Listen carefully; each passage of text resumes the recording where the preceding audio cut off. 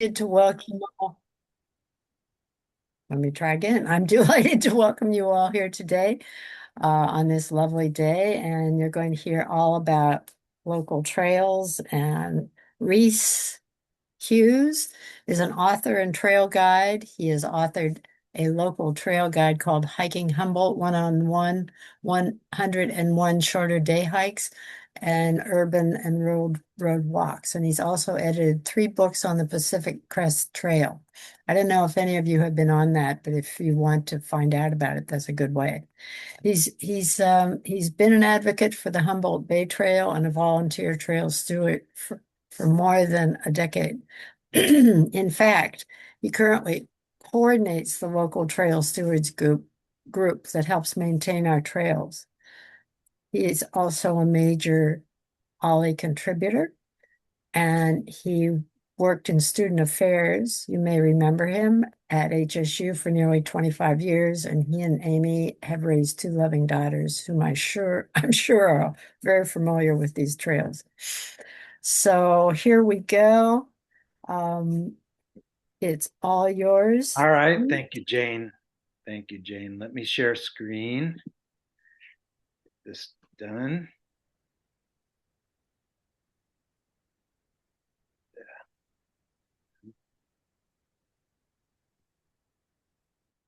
All right.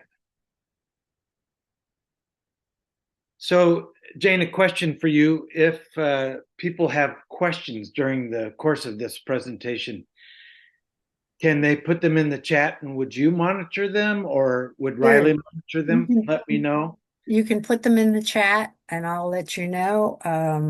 And otherwise, raise your hand or make a lot of commotion. Not too much commotion. Not too much. We don't want to rattle the speaker. That's right. Okay. Yeah, so that would be helpful. I've found from prior brown bags that I'm not good about paying attention to the chat comments. So Yeah. it's helpful to have somebody else do that. And I will first be of all, happy to do that. I want to apologize for just how nice a day it is. Honestly, it was really a touch and go whether I wanted to show up for this or not. And I'm sure you must be having the same feeling. Um, some of you are on this call and know as much as I do about local trails. I saw Larry Conwell on this, and he knows as much or more than I do. So, Larry, be sure and chime in or correct me if I make some mistakes. I've really chosen a variety of walks today, focused on the winter and late winter and spring walks. And I have a lot of pictures, and I'll try to move through this fairly quickly in time to leave plenty of time for questions at the end or your own personal favorites that I may have forgotten. You may recognize this walk, some of you. It's Upper Bear River Road. It's obviously a spring photograph, and it is a wonderful, wonderful Humboldt County walk. All right, let's see. So there already has been an land acknowledgement, but I wanted to highlight 2 things in particular. One is that most of the walks I'm talking about are obviously on native lands, historically native lands. And so I think it's important to increasingly operate with a sense of respect and honoring of the long history that these communities have in maintaining and living on and sustaining our beautiful lands in Humboldt County. Part of my own personal commitment has been to better integrate some indigenous place names into my talking and thinking about local walks. And I'm not trying to be too, these are all Wiyot names that I'm using primarily because they're more localized around Humboldt Bay and a little bit south.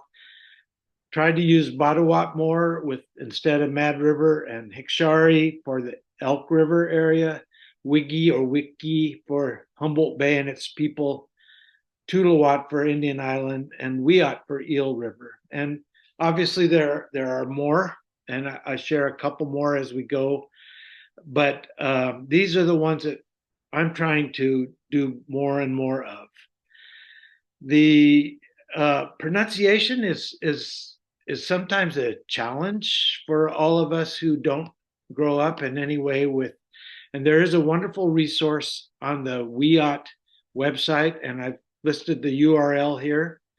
Um, and you can just go on the general WIAT website and you can find your way to there's a wonderful place name video that I found very helpful. And I also have appreciated on KHSU, Brian Mead Jr. has been good about helping to educate us all about some of the WIAT words for various things and areas.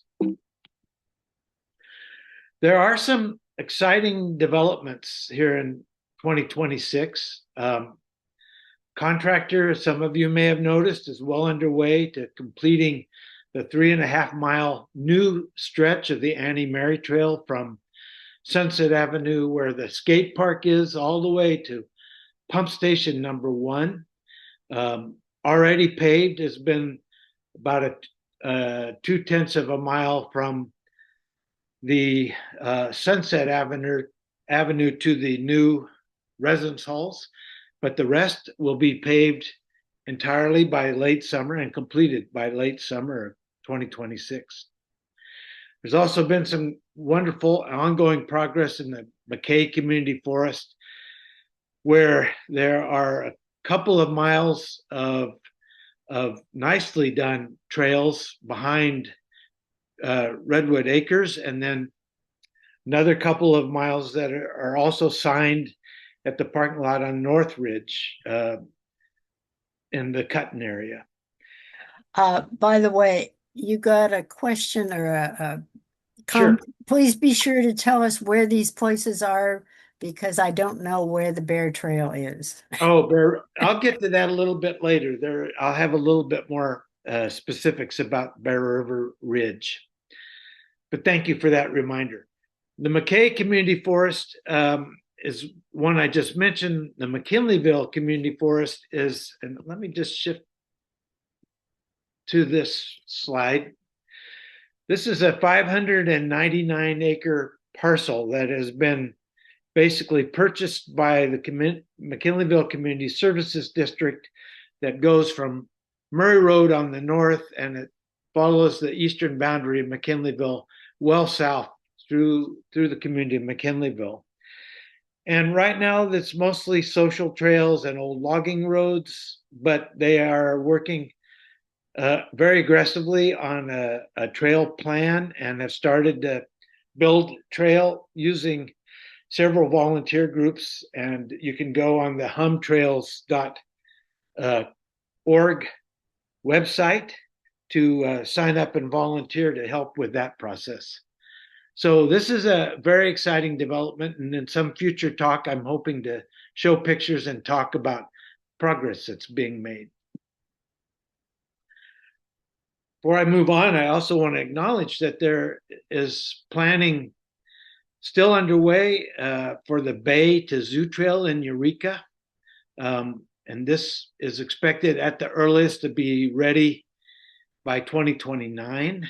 And then a segment of the Great Redwood Trail, which would extend from Humboldt Hill, the end of the Hickshari Trail, down to the College of the Redwoods. And this is going through a planning process at this point. It has no money for funding the actual trail construction, but the hope is that that will be one of the next segments of the Great Redwood Trail that will be built.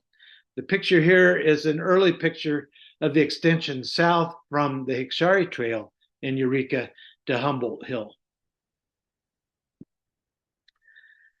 All right, I love walking in Humboldt County. It's such a wonderful place for us to walk. Has an amazing variety of ecosystems, from sea level, obviously, and our wonderful 110 miles of coastline to 7,000 feet of elevation on Salmon Mountain near Orleans. Nearly half of the remaining old growth redwoods are in Humboldt Redwoods and Redwood National State Parks there. There are 120,000 acres of old growth that remain.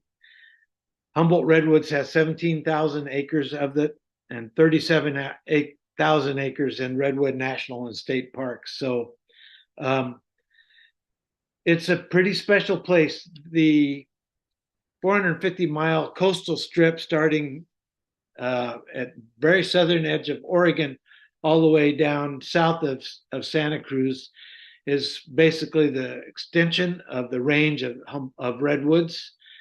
So we are right in the heart of that. And our 8 state parks capture a lot of the remaining old growth redwoods. It's been a relatively warm, you wouldn't say that after the last week, but relatively warm winter and a relatively dry winter. So I'm hoping that this may mean that spring arrives a little bit early in the high country. From our December massive rains in December, very early January, there have been a lot of trail and road damage, and I think it will take some time to clear and repair some of that. So you'll have to be a little patient with some areas of both roads and trails. The poor snowpack at this point has picked up a lot in just a recent week and a half, but that may have implications for fire season later this summer, and that's always a source of worry. The picture here is a picture from Coyote Creek off of Bald Hills Road and the Lions Ranch area. I'm going to feature Lions Ranch a little bit, but this is a wonderful sort of spring scene.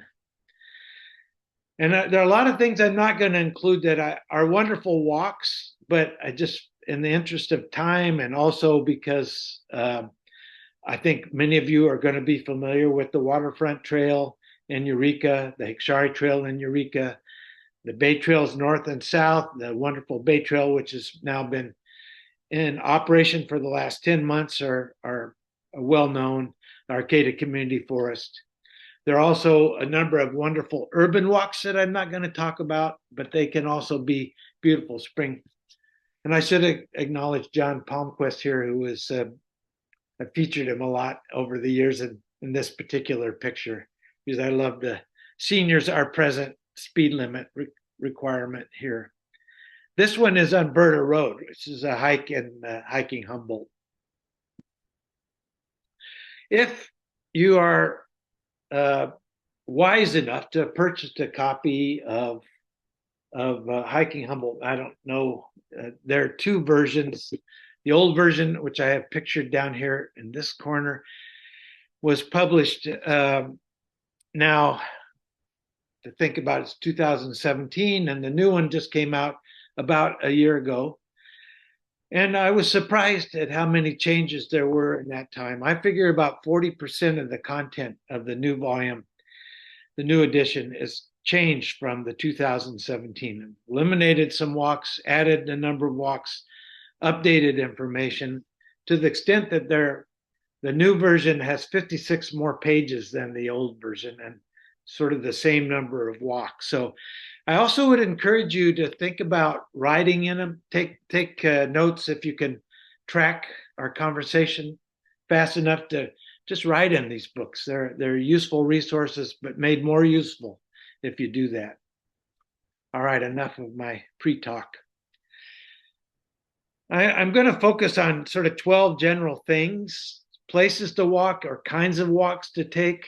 And then I've also included some that are wonderful spring drives. And a day like today would be a magnificent day to be out on the road, taking one of these drives that I also feature. But I wanted to start with the Humboldt Bay Wildlife Refuge. I'm going to provide some updated information as we go. There are 2 hikes in this area that are worth mentioning. The Shorebird Loop, which goes from the Visitor Center. It's a short walk. It's currently under repair, so you can't do the loop portion. This is cut here while they are repairing and replacing a bridge. but you can still get a nice 1 mile walk each way out of that with some nice views out over the bay. I'm going to mention in a moment uh, they have a what I used to call a fly off, and we're going to talk just a little bit about a date in March that they feature. That it's a good time to get up early and go there. The Hookton Slough, and I'll feature some pictures there, is a 1.5 mile round trip this far, and then I'm going to talk a little bit this unique stretch of Humboldt Bay beyond that, which is an interesting extension. This is a picture of, let me go back if I can do that. Maybe I can't. Yeah. This is a picture along the Hookton Slough area. And the slough is this waterway, and it has a levee that the trail follows for 1.5 miles each way. Often when I've been out there, we've seen otters, river otters, which is a wonderful view. And then the unique part is in certain low tide conditions, and you want to be very careful about this because there's no escape route. Alderon Laird in his explorations of the entire bay and my own efforts to sort of learn about the bay, this is a unique sort of 1.5 mile additional stretch. And it's the only place on the entire Arcata and Humboldt Bay where you can actually walk along the shoreline. This is me walking along the shoreline where it's sandy enough and not muddy, so muddy that you can't get firm footing. And it follows the trail again in low tide situations because there's no easy escape from the shoreline. You can walk all the way down to the site of Southport Landing. It's no longer in existence. There is an old remnants of a 1/2 mile long wharf where you can see a little bit of evidence of it. Most predominant is the old house of Charles Henley, which is known as Southport Landing. It's this picture down which has been a bed and breakfast every once in a while over time. Now it's not, but it's been around for the last 150 years. It's really a magnificent house. There used to be a warehouse in that same general area that was used for storage back when the slough was operational, which has also been 150 years old. So, but there is this wonderful opportunity to take this walk, wisely take the walk. The Aleutian geese story, I'm not going to go into that in depth because this year they've not concentrated so much in the wildlife refuge, which you'll still see them, but they're not having quite the dramatic fly-offs that they've had in the past. And this is one of the ecological great success stories. Paul Springer, a local biologist, really deserves, he's since passed away, but he deserves a lot of credit for really figuring out the solution that they had put fox on islands up where these birds nest and procreate, and the fox were harvesting the young birds, and so the population plummeted, and Paul's initiated a cleaning out of those islands, and it has led to an amazing restoration of this bird population. So they have now what they call Sunrise at the Refuge. And it's just one weekend in March this year. It's the 14th and 15th. The entrance gates open at 6:45. Here are all the details. Take note of them. They do have hot beverages and baked goods early for those early risers. And it's a great opportunity to just go and experience the refuge. And if you don't see an amazing fly off, I think I have a picture here of what it has looked like in the past. It's a wonderful walk to take, nonetheless. Okay, let's move on. I'd like to talk a little bit about the next area of walking. And this is another the Samoa Dunes and Wetlands, the Samoa Peninsula, the Malel Dunes, the Friends of the Dunes area, the Manila Community Center, they all amount to about 1,000 acres of protected lands.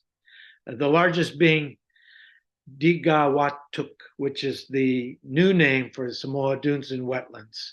And it's a 357-acre parcel that's on the south end of the Manila Community Center. On the, let's see, and it's unsigned. It doesn't have signs, but there is public access to it.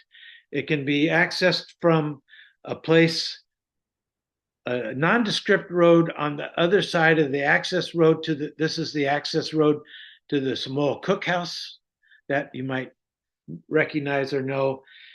This is a gated access, and you need to call to get the current combination from the Friends of the Dunes. And I'll talk a little bit about downloading Avenza maps. It's a free app, and downloading this map so that you can locate yourself on the Samoa Dunes and Wetlands, the Digawatuk property. It's an amazing combination of high dunes. The first picture I showed you was on this parcel. And this picture of the deep forest, and in this case, it's a wonderful old broken tree that's of which there are a number of these on the property as well. Rees, do you basically park somewhere and then walk? Or if you get an entry through the gate, can you drive all along that? How's that No, work? you get entry to park on the inside of the gate, and you can walk onto the 357 acres from there. My own personal recommendation, and I'll come to that in a moment, is to park in the parking lot at the Manila Community Center. And I'll show I have a map here in a moment that I can show you a little bit better. I want to highlight one of the spring wildflowers that is just, I was just out on Friday out in this area, and the you may know the Menzies or the Humboldt Bay wallflower is very showy right now, and it's a wonderful spring flower that's worth the visit for. And you can see those in the Malel property as well, and should be able to see them soon in Friends of the Dunes. So this is instructions for Avenza, which is a free app that you can download through the App Store onto your phone, your smartphone, if you have one. And then you would go onto the Friends of the Dunes site, and then you can download a PDF of a map of the property, and that will allow you to basically geo-reference where you are on the property on the app and sort of see where you are and not get lost. Or go with somebody like me. There are regular periodic tours to Friends of the Dunes that would probably be helpful as well. Okay, here's my map. The Digawatuk area is on the south of the Manila Community Center. This is one of my preferred parking areas to go access that area, which is on south from there. But one of my other favorite walks is, this is the Nature Center, Friends of the Dunes Nature Center, this parking area. And I love walking from there down to Malel North and in on Malel North, and then back on the access road, and then back from Malel South to the Friends of the Dunes. That's about a 5-mile walk. A shorter option is to take the access road all the way in to Malel North, and it's only usable Friday through Monday. So Friday, Saturday, Sunday, Monday, to walk in, and that you cannot have a dog in that area or horses in that particular area. But it is one of my favorite places in this entire county. All right, I know I'm sort of jumping a little bit back and forth, but this describes the trail. My route that I like, my favorite walk, is to park at the Nature Center, walk out along the beach, again, you need to check tide levels in on the Hout Trail into the Malel North, and then back along the frontage road, the access road, which is an old Hammond Railroad right of way. And then in Malel South, back to the waterfront trail, waterline trail, and then back to the nature center. I have some pictures here to give you a little sense. This is from the parking lot area of Malel North. And that area was just recognized a couple of years ago as a national natural landmark for good reason. It has these amazing high dunes. It has this slough area. There are oyster beds farmed not far away, visible from this area. There's the forested area and the fore dunes. There's just so much going on in addition to the beach itself. It's really magnificent. Here's a view from the dunes area back over the slough and to the Arcata Bottoms and up to Fickle Hill. Oh, I thought I had a picture of. Oh, uh-oh. No, I must not. Sorry. You'll have to take my word on the dunes. All right, I want to talk a little bit about spring in the Coast Range, and I'm really going to highlight 4 opportunities to both walk and drive, to pick a day like today. Plan to spend a good part of the day out on these roads. They're all accessible to what I would call standard 2-wheel drive cars. You do have to be somewhat careful a little bit on the Darville Loop Road, but all of them are primarily paved with the exception of Redwood House Road. A little bit of Mountain View Road is not paved too. So this is a photograph from the Mountain View Road looking east into the higher peaks of Humboldt County. And that's up by Kneeland and the Kneeland Airport, just to locate that one. So here's the longest option, and it is a magnificent, but it really is a full day drive. It's south up to, this is the Darville Loop Road. You can also get access, you go through Camp Grant, old military installation along the Eel River. It follows the route of the old railroad down to Fort Seward, back through Blocksburg. And this is a great spring walk. It's long. The best, if you get out and do some walking, I think you can pick a little flatter option up high on the high road, the Darville Loop Road, or let's see, I'll go here. This is a picture going down towards Fort Seward. This is the Fort Seward, which is all either downhill from the top to the bottom or uphill if you choose to go the other way. And I have a couple pictures that will maybe help me. Yeah, here's a picture from the road looking down over the main stem of the Eel River. You can see how wonderful it is in springtime. This is a picture of the old Fort Seward Railroad Station, which is, you can find your way to that from the bottom along the, a little bit, there's the small remnants of the community of Fort Seward. It is there. It's also was home to the Lassic people, and there are places where you can still find evidence of their presence for millennia. All right, the next option is the Kneeland-Bridgeville Road. There are some nice walks from Kneeland Airport along the Mountain View Road. But this is the drive. Again, I think it's best as a full day. The road up to Kneeland, and this area is paved, and then it's hit or miss all the way to Bridgeville, and then paved back to Humboldt Bay. Um, this area is an old stage road and lots of wonderful other options for walking. Redwood House Road is a great walk going from this road down to, it's a sort of it's unpaved. I think I've got a picture in here in a moment.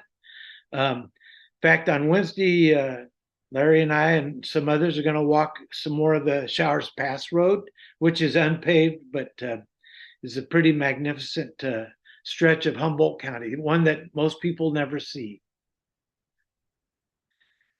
Here's a view again of Mountain View Road. You can sort of pick your distance. It's best as an out and back. In the summertime, later in the summer, when it becomes foggy here on the coast, it's always and often above the fog, which I thank Mark Larson for capturing this picture. Redwood House Road, this is closer to the Bridgeville side. It's 8.5 miles south of Highway 36. It's unpaved, as you can see. It's open range on both sides. It follows much of Yager Creek. You can drive all the way down to Highway 36. It's when I was there last, which was before this rainy season, it was in decent enough shape. Depends a little bit about whether that county road has been graded or not recently. All right, that's sort of my. There's one more that I'll talk about in a bit, but I want to talk a little bit about low tide walks. So one of my favorites is walking from Huda Point, north of McKinleyville. This is basically Camel Rock, you may recognize, and walking down to Moonstone. And there's some wonderful dates. This is from the beach itself. Again, looking in this case towards Trinidad. May and June are best because the minus tides then often the sand has been being redeposited by the milder spring and summer oceans. And so it starts to build the beaches back up. But it is a wonderful place to sort of take a walk because you're walking. This picture is taken from Huda Point south along the beach towards Moonstone and Clam Beach. So this is a great way of getting a sense of what you'd be walking through on that walk. So you can look up the tide times yourself, but I did look up some minus tides when the tide times are not unreasonably early. These may seem unreasonably early to some of us, but as you can see, early May, mid-May, there are some dates, so mark your calendars. And then mid-June, there's some great times to go out and explore. The mid-June dates would be fantastic. Here's a super stupid question. Yeah. When it says minus 0.8 tide, what the heck does that mean? Yeah. So our tides, I'm not that sophisticated, but zero basically is a mean low tide. And so this means that it's eight tenths of a foot. The low tide is 8 tenths of a foot below the mean low tide. And if there's somebody listening that wants to provide more correct information, that would be great. But a minus 2.3 tide, for example, is 2.3 feet below the mean low tide. So it's really a low tide. And it's a great opportunity to see a lot of coastline that would not otherwise be exposed. So on those same times of extreme tide, the mean high tide may be around 8 feet. So there's a tidal range of somewhere around 10 feet during those time periods of no moon or full moon. So, is it a good time to go tide pooling? Yes, that's why I'm highlighting those times. Those are great places to tide pool along that stretch from Huda Point down to Moonstone Beach. Great. Thank you. Yeah. And good lead into that. As you can see, these are pictures taken from that area. This is, again, a picture. You can make it a loop if you're so inclined. This is Huda Point. It's walking south along the beach to Moonstone, up Moonstone, and then along Scenic Drive and back around. As you know, most of you that have walked Scenic Drive, it's not the greatest place to walk, but it does give you an upper view out over the Pacific and the rocks and the all of the wonderful activity going on in that area from up high. Another place that's one of my favorites. I used to love a loop that started at Centerville, went to Plena Creek, and did around through the old listening post. This is from Centerville Beach, which is west from Ferndale. However, there have been some changes along the way that I'll talk about in a moment. So the Fleener Creek access and exit are no longer available.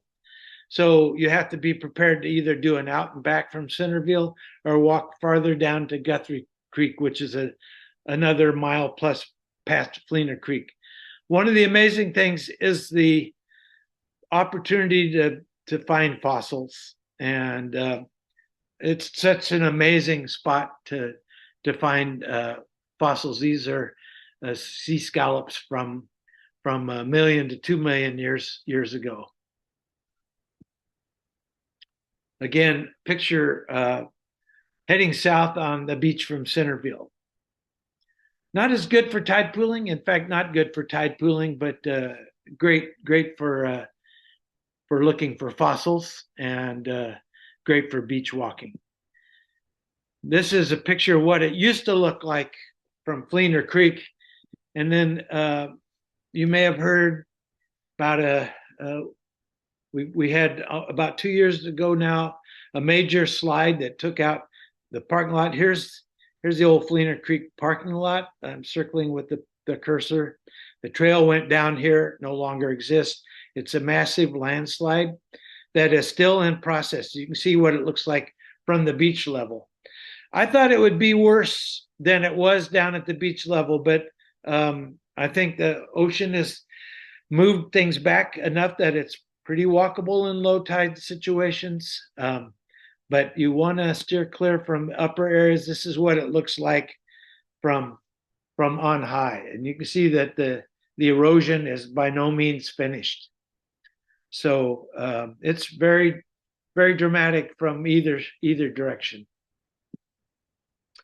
And on south, this is on south. You can actually go farther than Guthrie Creek, but you have to, again, make your plans with tides in mind. There's no easy exit. As you can see, these hillsides are very unforgiving. So you need to make sure that you are aware of tidal implications. There are some other roads in the area that are county owned. Oftentimes, and you'll see this periodically, there are a number of county owned roads that Showers Pass is another one where they have some very foreboding notices, but it's your tax dollars at work. So as long as you are taking care of parking on the right of way, or your best to be honoring the local landowners. They're often open range, so they may be grazing cattle. And if you take your dog, you better have your dog leashed. And so be aware, be respectful, but know that those roads are your tax dollars at work. Another one that I want to talk about again is a wonderful coastal drive and walk is, you're looking at the mouth of the Mattole here, just west of Petrolia. And this is looking from Windy Point on to the north and towards, this is Cape Mendocino at the far end of the Lost Coast there. This is a view, not obviously in springtime. This is more of a fall summer view, to the Punta Gorda Lighthouse, which has many wonderful things to attract. It's not only amazing coastline, it's got the lighthouse, the remnants of the lighthouse, and it has an active elephant seal colony there. So again, a picture, there's the lighthouse, 4 Mile Creek. There are a couple of end holdings there at 4 Mile Creek, a picture of the lighthouse. And this is the walk from the parking lot at the mouth of the Mattole through some very soft sand that can be a little disheartening. And often, if you go too late in the day and springtime, can be very windy. Around Punta Gorda, you have to be a little aware of, again, the tidal situation, and out to Punta Gorda. So this is about a 2.5 mile one-way walk. I like to do, for the more ambitious, is to come back up this road. You can see the road up to Windy Point. The first picture I had was from Windy Point, and then walk along back down on Prosper Ridge back to retrieve your car at the parking lot. It is a beautiful, but that's about a 7.5, 8 mile walk, and has a very significant aerobic component right here. Four-wheel drive vehicles can actually drive into Windy Point certain times of the year, but you would want to check with BLM to make sure that the gate is open and available. This also makes for a nice drive. This whole drive from Eureka to Ferndale along the Wildcat. I've tried to pick some pictures along here of the variety of scenes that you can see along the way. If you've not done this before, if you're relatively new to Humboldt County, or if it's been a while since you've done this is an amazing spring walk. There are views along the Wildcat here, the infamous wall, the road that goes down to the 6 miles of coastal drive here, that where there are some walking opportunities, especially at both ends, and then into Petrolia and along the Mattole River, another area where there's some wonderful views, and then down through the old growth redwoods at Humboldt Redwoods and back around. It is a long day. It's worth a full, even though it's 128 miles only, it's one that you don't want to rush through. Another one, and I'm viewing it as number 8, is Ocean Ranch and the Table Bluff area. This is a less ambitious walk on Table Bluff. This is the view out over Table Bluff itself. There are a variety of options. It's the area known as the Ocean Ranch Unit that Fish and Wildlife manages, has now a nice new parking area in this area with picnic tables and a well done remade trail out to McNulty Slough, about an hour, a mile long walk out to McNulty Slough and a mile back, or you can walk on over towards the coast. There's a sandy road here where you can walk to the mouth of the Eel River, or and it is about a 3 mile one-way walk along Wiyot towards Wiyot and back, and it's soft sand, and you can follow that same rough jeep road out to the base of the bluff, where the road goes on out to the South Jetty. And if you want, you can walk up carefully up this road to the old top of Table Bluff, where there is now the old lighthouse exists, and there are some walking trails there, and then back to your vehicle along the little used Table Bluff Road, and then down to this parking area. This is the parking lot that's been put in, and the picnic benches. This was wintertime. It looks like pretty brown, and it'll be very green with lots of spring beach related flowers, mostly mustards and radishes in this area. And then from the top of Table Bluff, it gets some amazing views. It's very popular among for these folks to use it as a place to take off from because of the winds. And then here is the old lighthouse, and then what it doesn't exist anymore up there, but there is the walking trails and historical markers, and also restroom facilities up there if you're so inclined. So picnic spot as well, with great views out over the. This is McNulty Slough here.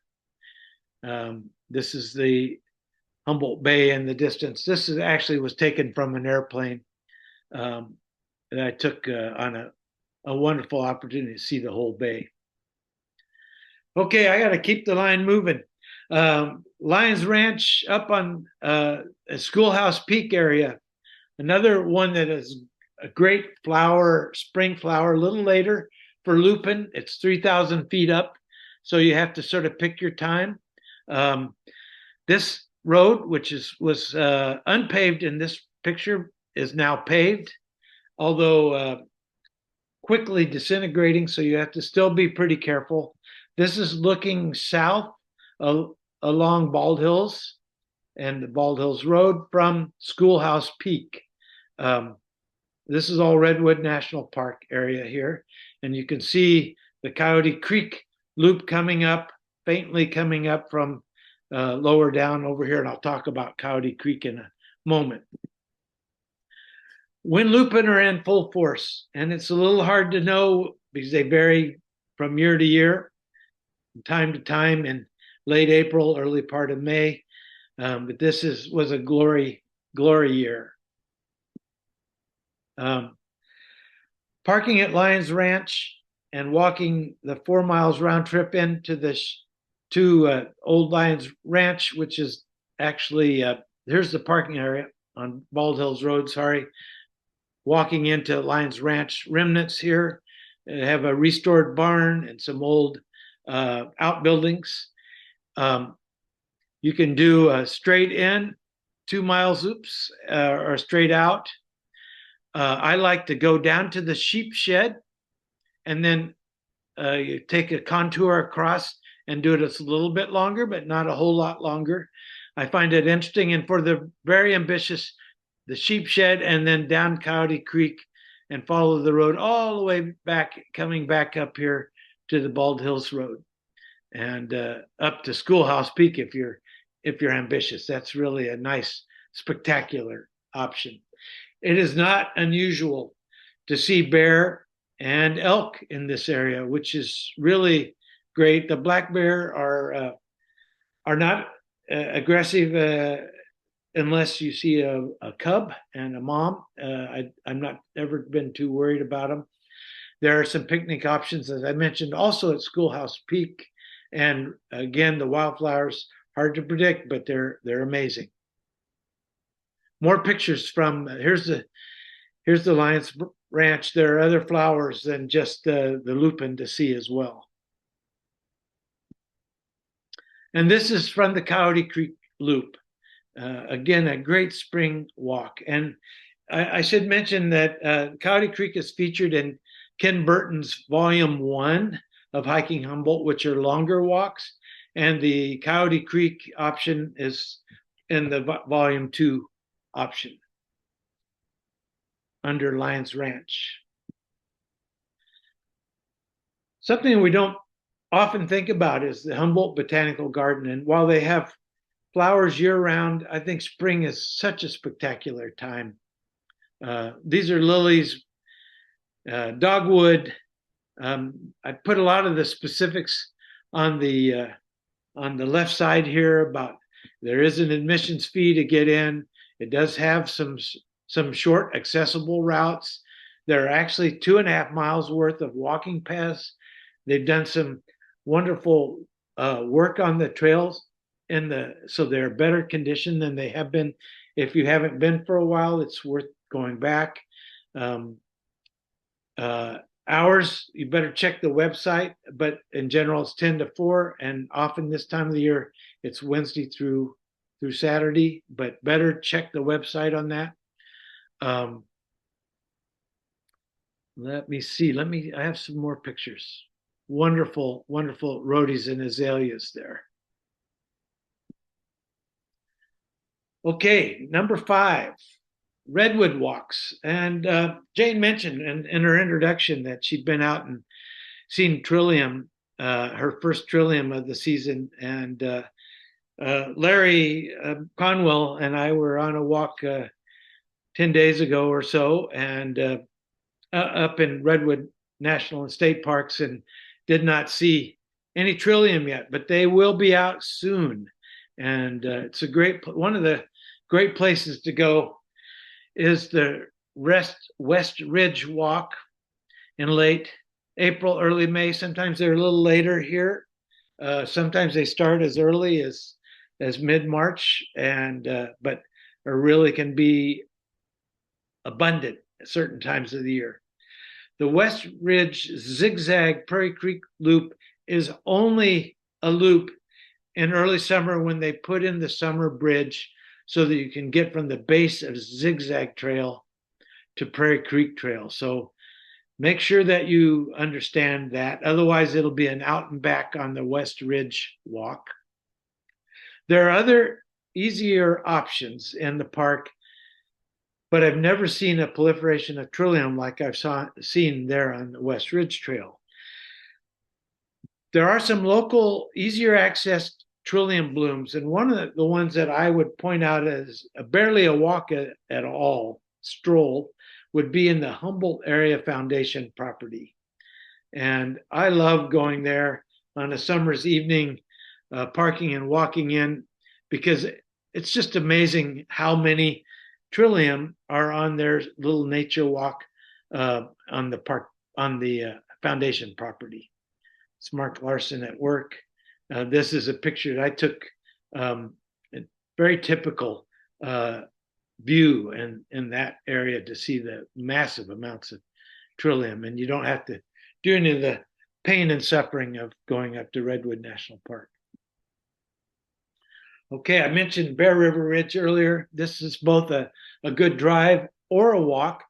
This is in between the Wildcat going towards the coast from Ferndale and then Rio Dell on the east end. So west end is from the Wildcat, east end is from Rio Dell. So it is a unpaved road for most of the way. It is basically on in between private land. It is a county road with views both directions, and it can be windy. It was being explored as near the siting of one of the wind farms. That didn't happen, but there's good reason why. So you pick your time to go up. There are no amenities, but there are plenty of views to distract you. So I have some various pictures. You look out towards the ocean. It's on this basically amazing sort of green landscape that's cows, sheep are grazed up here in certain times of the year. And before the sheep and cows have done their job, there can be flowers as well, like you see here. And this is looking down on Scotia from the up high, and then on to the east, to the mountains to the east. Okay, I want to talk a little bit about Horse Mountain area, and it's a little later in the spring. This is a view of Split Rock and what I call the Cold Springs Wander. And Cold Springs Wander is more of a exploration than a trail. And then I'll talk a little bit about Horse Mountain options. This is a view from the Cold Springs area. It is a little bit on the south of the Horse Mountain main Horse Mountain exit on Forest Service 1. And So you take Forest Service 1 about 2.6 miles south from the intersection of the confluence of roads just below Horse Mountain. You'll see a poor sign. There is a sign, but you're likely to miss it. And you'll turn right on an unpaved road for about 2/10 of a mile to a small parking lot with there's a corral around the spring to protect the spring itself. The parking area is about 4,800 feet, so you can't go too early in the season, but a little bit later season. In fact, there are several botany classes that used to go up here for spring wildflower viewing from Humboldt. There is a primitive camping site, and then it's important. I think I marked there is a fairly well established trail out to Split Rock, which is this area that I showed in the initial picture, and it's popular with rock climbers. But most of it is not with there any form. There's some social trails, so you have to understand the perimeter of this area. Forest Service 1 provides one perimeter to the east. There's a very clear marshy area to the north. There's that steep area as it drops off to the west. It's very clear that you don't go there. And then the Cold Spring Meadow area near the camping site on the south side. And within that, it's a great place to sort of wander. And there's a lot of ultramafic rock, which doesn't produce a lot of vegetation. So it's got some great views out to the west. I love it for that reason. So it is a little bit more of a trailless adventure, but it's one that is worth going on again, a nice day like today to explore. Okay, azalea options. Later in April, early May, through early part of June even, we have several azalea options that might not be on your radar. And it's a wonderful place to see azaleas. The easiest one, the trail gets overgrown because it's not well maintained, is the Azalea State Nature Preserve on North Bank. You go on North Bank Road, turn left on Azalea Avenue, 2 miles east of 101. And it's about 1/4 mile up Azalea Avenue, and you'll see parking area to your left. It's day use only. Again, there are 2 short loops, and there are resplendent azaleas. And then I also want to highlight the Stagecoach Hill Azalea Preserve, partially because this has just gone through a little makeover. They've redone the trails on this area, which is this area, and it is a state preserve. North of Big Lagoon, you'll see a turn to Kane Road. It's just at the very north end of Big Lagoon after you've finished all the curvy area and before you get to the turnoff to Dry Lagoon or the Little Red Schoolhouse. You go up at a T, there's a left turn that you'll take on Kane Road all the way to the parking area. And this is an area, it's not a huge area, but it has great views out over the water, but it also has some wonderful azaleas. There's also an opportunity for a walk, which is the Kane Road Walk, which is in Hiking Humboldt Volume 2. Again, another one that I would encourage you to consider exploring. All right, let me keep moving. Most of you by this point are probably very familiar with the Canopy Walk, but I wanted to highlight it because it's a good introduction to accessible walks in the Humboldt County area.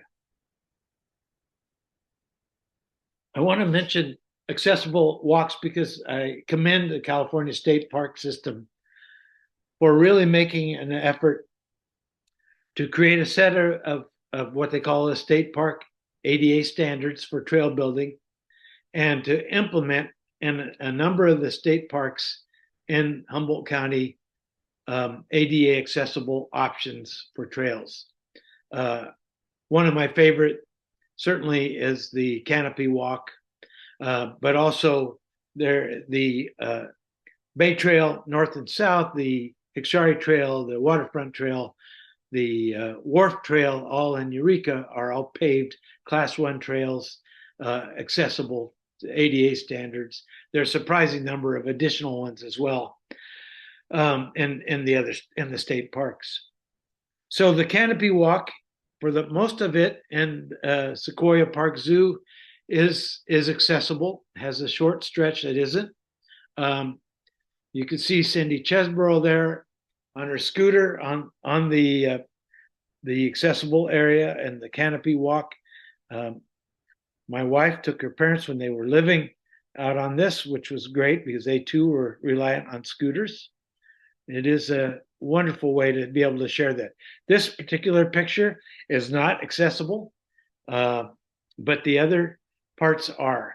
There is a cost to go in.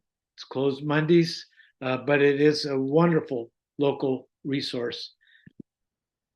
There are other ones that you might not be aware of. There's a mat that goes out to Clam Beach.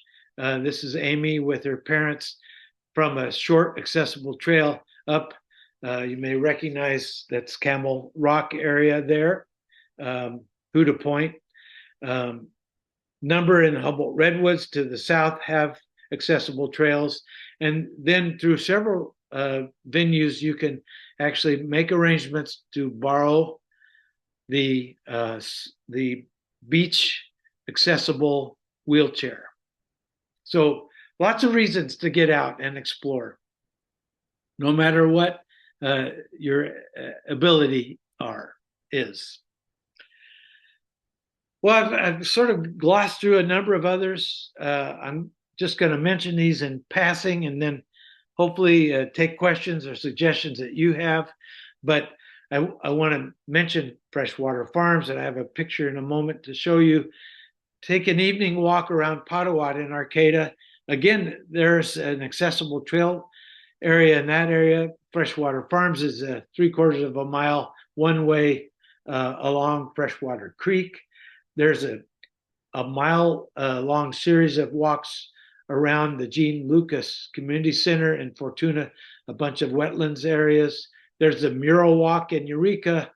There are so many more that I encourage you to get out and explore this book, but get out and take advantage of it. This is Freshwater Farms along the Freshwater Creek and Slough area. This is the picture on the right side was taken at Potawatomi Village. The left here is the Gene Lucas Community Center from the air. You can see where they've constructed the trails around the wetlands. And then the mural, a little teaser from the mural walk in Eureka. So many reasons to get out and not stay inside on a day like today to listen to me. I didn't include any other urban walks or architectural walks. There are the mural walks I mentioned. There are historical walks to see in Ferndale and Fortuna, Eureka, and Arcata. So don't ignore those options, even though I didn't talk about them today.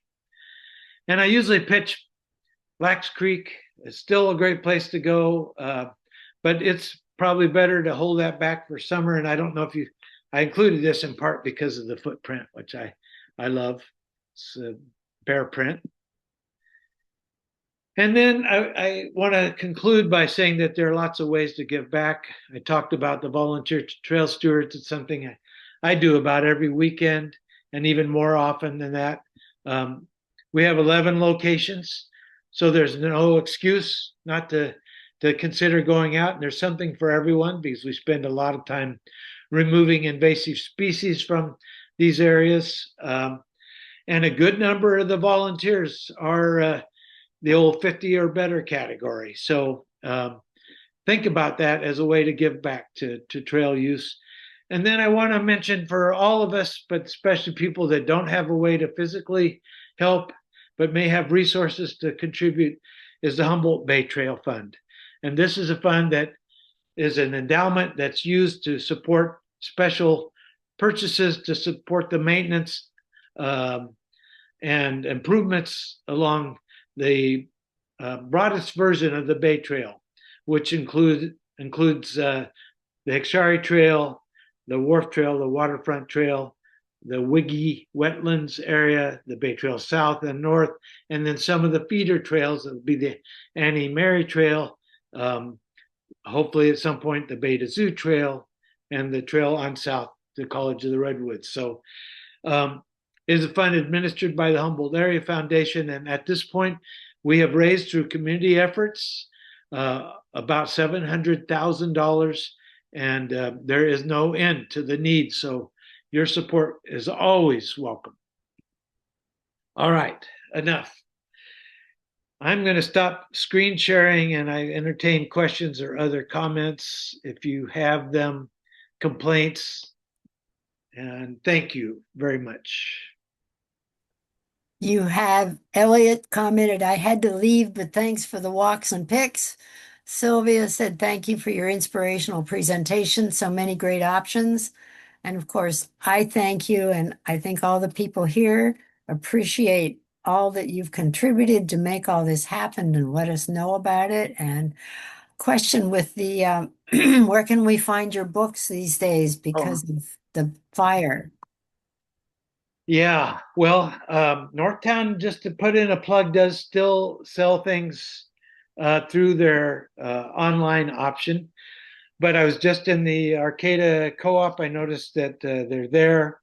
I also worked with First Five Humboldt to create it's called Hiking Humboldt Kids, which I've had a number of people tell me that it should also be considered Hiking Humboldt Grandparents because those are shorter options, often easier for both kids and grandparents. But I know Eureka Books has them. Honestly, I need to, in the spirit of full disclosure, I do not get any money from the sales of these books. Backcountry Press, the local publisher, is the publisher, but all of the royalties that I have ever gotten goes into the Bay Trail Fund, which at this point amounts to about $6,000 from these books. So it's a way of giving back. It's not much. It's about $1 a book, but it all goes to a good cause, And it adds up. And it adds up. You've been a wonderful inspiration for our community, for all the people who love our community and walking in the community. And I think everybody appreciates you for all that you've done and continue to do. Thank you, Jane. Thank you. I don't think the forest trail, basically the trail maintenance would not be if you weren't there every week. Bless your heart. Ask my wife. I'm afraid, a widow on Saturday mornings. Well, So, yeah, but it's only Saturday morning. yeah, She's so. got you the rest of the week. That Well, helps. thank you all. If there are no questions or comments, I appreciate your time and your attention, and still a lot of time this afternoon to get out and enjoy the sunshine. Yeah, there sure is. And I want to make one comment. Let's see. What about Blake's books? And the Oh Arcade yeah, but Marsh books. Interpreter Center has copies too, right? I have noticed them at the Marsh Interpretive Center, and I assume Blake's books has them. I haven't been in there lately, but she has in the past had them. So And I want to let you know that next week we're having one on the future of psychedelics for mental health and exploration. The psychedelics have a long history of use in tribal ceremonies, mental health therapy, and by individuals wanting to explore ways of expanding their conscious experience of life. We will explore the various substances available, their characteristic uses and availability, and the pros and cons of their use. So thank you for coming today. We all appreciate your participation with these OLLI brown bag lunches and your participation with OLLI. It's very important that we continue to have this program, and hopefully you will all promote it to everyone else. You can now give gift memberships, by the way, to friends. So if you're interested in doing that, you can contact OLLI. So it's now possible. It didn't used to be. It is. You want to surprise a friend who maybe can't afford a membership, but you can gift them with it. It's a wonderful thing to do. Any other questions? Well, thank you all. Walking can be good for your mental health too, so you don't have to wait till next week to start your efforts. Also, get a dog. Oh my goodness. A dog will walk you daily. Don't put in a yard because if you put in a yard, it's too easy to just let the dog out, right? If you don't have a yard, you have to take the dog for a walk at least twice a day. And the longer the better. All All right, right, take care, everybody. Thank you thank so you. much. Thank you.